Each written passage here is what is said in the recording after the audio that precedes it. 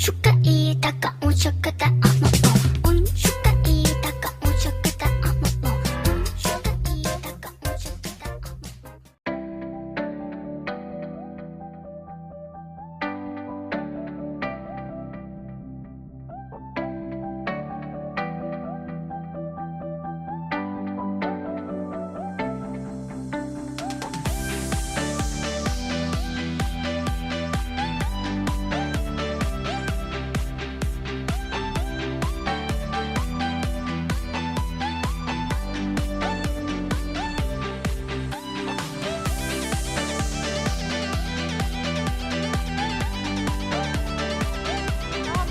เราก็จะเป็นอาหารทะเลเป็นบุฟเฟ่อาหารทะเลดูอลังการมากนี่คุณปูทะเลปูม้ามีปลาเก๋าทอดกระเทียมมีกุ้งแช่น้ำปลามีห่อหมก แช่น้ำปลาอยู่ด้วย มีกุ้งแช่น้ำปลามีห่อหมกมีปลาหมึกนี่ขอเดี๋ยวจะวัดขนาดของไซส์ปูให้ดูไซส์ปูของเรานี่ใหญ่มากสวัสดีค่ะ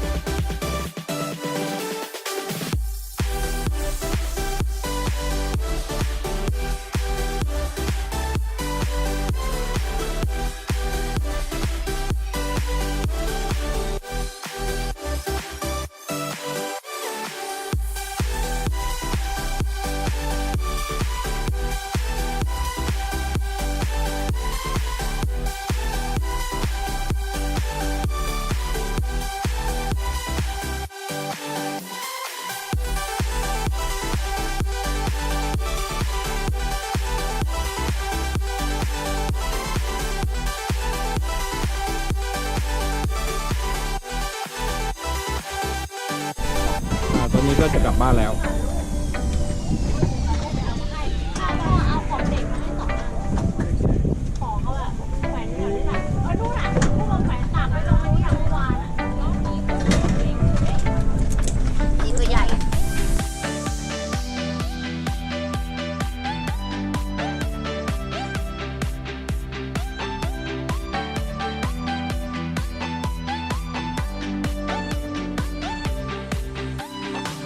บอกกลับบ้านแล้ว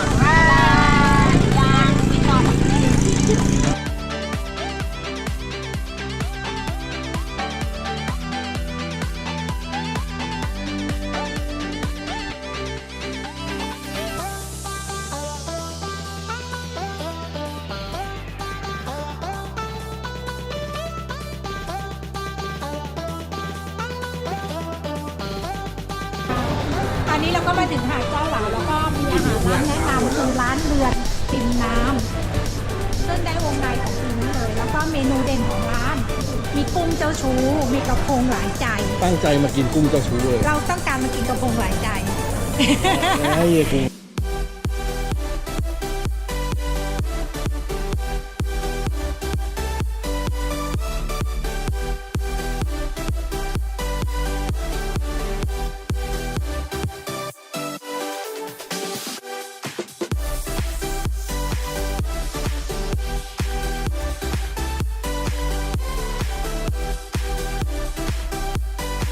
มาครับขอบคุณครับผมได้ไงเป็นไงแล้วเนี่ย โรงแรมแซนดูนบีชรีสอร์ทค่ะสวยน่าสนใจ น่าค้นหา ตามมาดูว่าข้างในมีอะไรบ้าง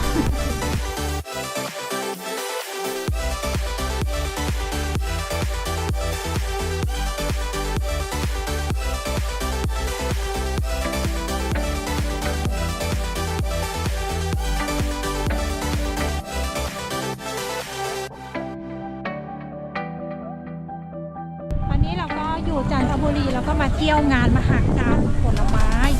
วันนี้เป็นวันสุดท้ายพอดีวันที่ 11 เราก็จะเข้าไปดูข้างในกันว่ามีผลไม้อะไรบ้าง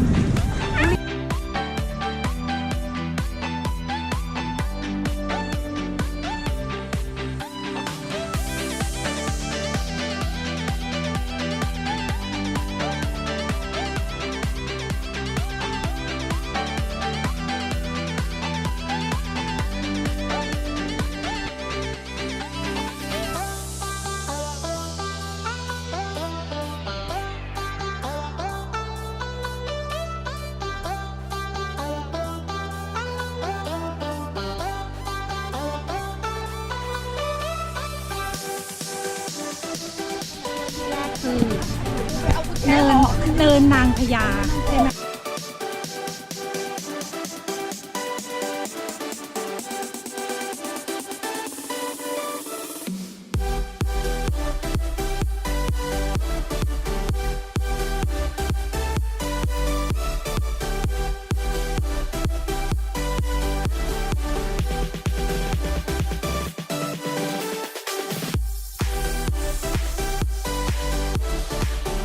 ตอนนี้เราก็มาอีกสถานที่ท่องเที่ยวหนึ่งชื่อว่าอะไรพี่ พุ่งโป่ ทุ่ ง งโป่งทองทุ่งโป่งทองเป็นเป็นเกี่ยวกับธรรมชาติป่าชายเลนก็เป็นสถานที่ที่ไม่ค่อยมีคนรู้จักมากเท่าไหร่นะแต่ก็ดังเหรอเป็นสถานที่ท่องเที่ยว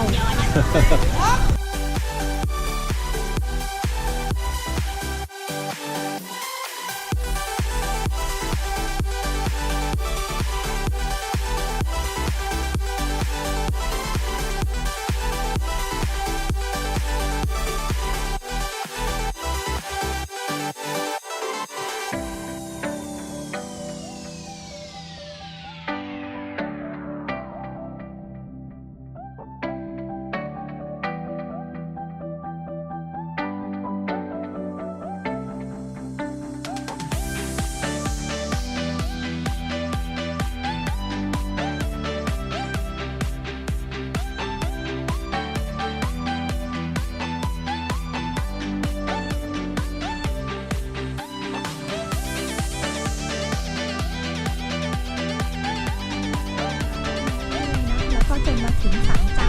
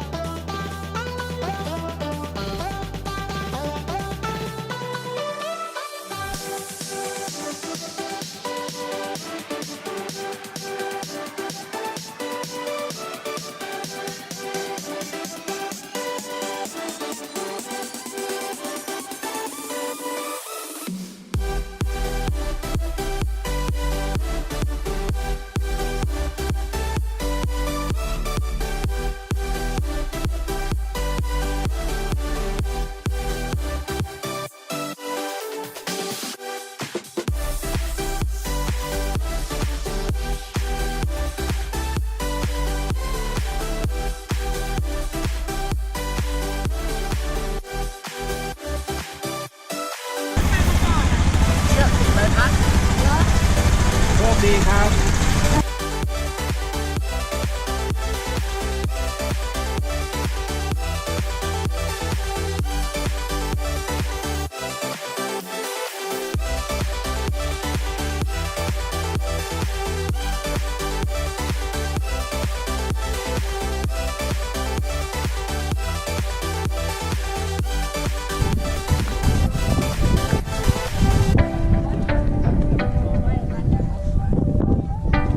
เนี่ยมันก็มีปูนะเนี่ยแต่เวลาคนมาเดินมันก็จะเชื่อมาเนี่ย